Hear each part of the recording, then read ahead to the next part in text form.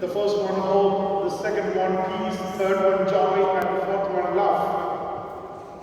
Now, we remain in the junction of all these virtues. We were traveling towards this virtue and we entered at the end of this virtue. And the source of all these virtues is none other than Jesus himself. Jesus is the hope. Jesus is the peace. Jesus is the joy. And Jesus is the love. There is none other than Jesus, because he is the only Son of God who decided himself to come down to the earth. In the book of Exodus and also in the book of Numbers, we read our fathers traveling from Egypt towards the promised land used to station here and there making the tents, and God was with them.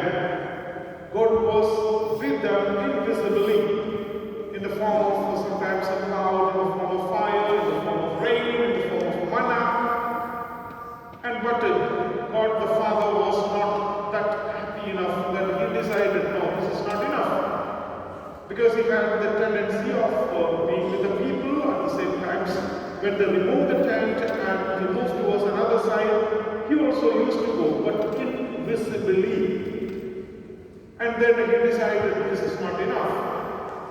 I wanted to make myself visible in the form of God, in the form of a human person, in the form of I and you. And he has been preparing for that, to send his only Son.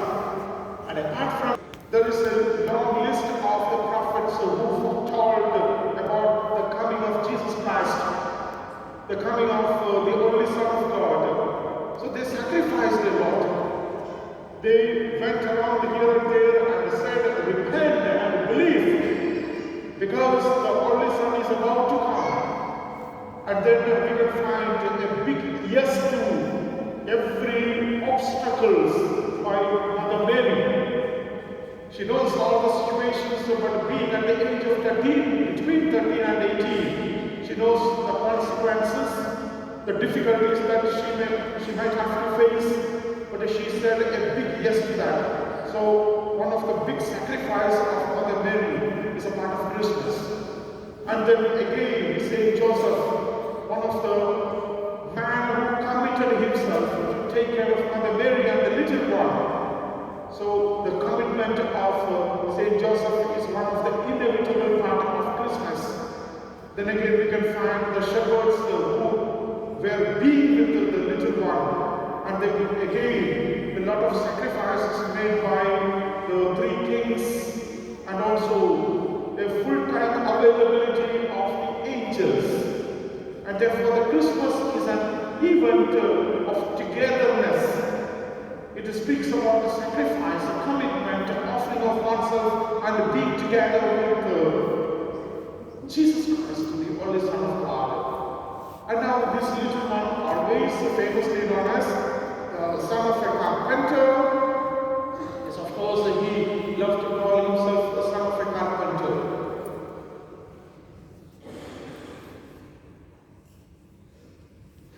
But how comes this son of a carpenter became famous? You know, actually, the world speaks about many famous teachers. Socrates, who taught 40 years, Plato, 50 years, Aristotle, 40 years. You put together 130 years of teaching by the most famous teachers of this world. But all these surpassed by just 3 years of teaching by this little infant. 3 years of simple, humble appearance and simple, humble teaching, but at the same time charismatic, vibrant, and very attractive teaching by this carpenter's son. Yet again, there were many other things like, beautiful poem came from Dante, Milton, scholars, etc. But they became famous just because they wrote about Jesus Christ. Again, we can find beautiful music came from Beethoven, Bach,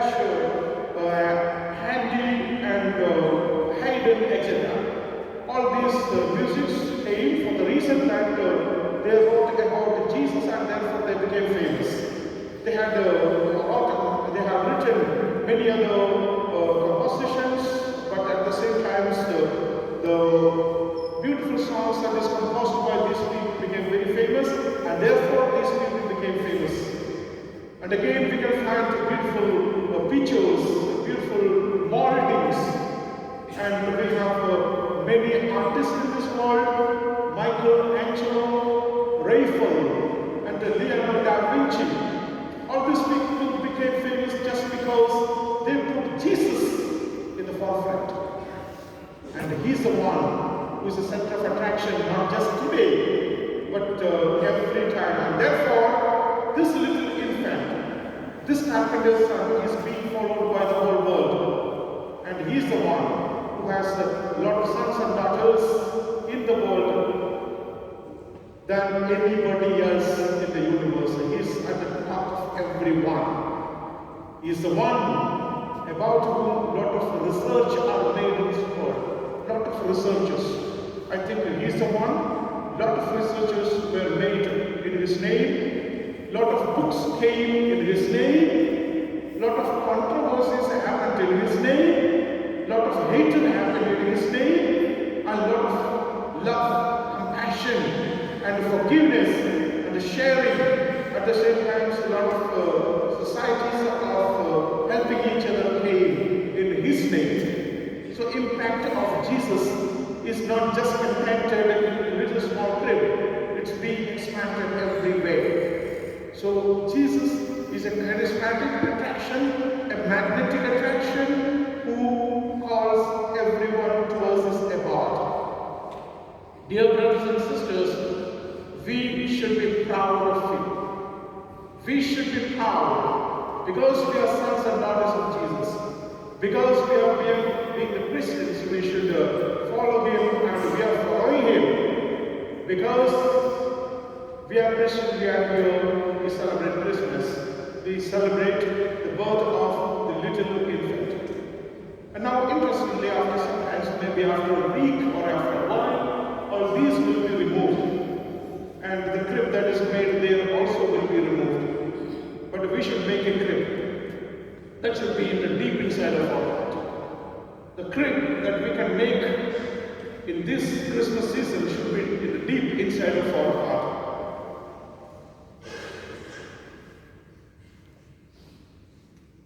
And that is the way we should make this Christmas a different one. So I invite everyone to make this Christmas a very different one by making a little small crib in deep inside of your heart. Let Jesus himself, the infant one, the one who was born in Bethlehem, bless each one of you with this grace. Once again, wish you all a Merry Christmas.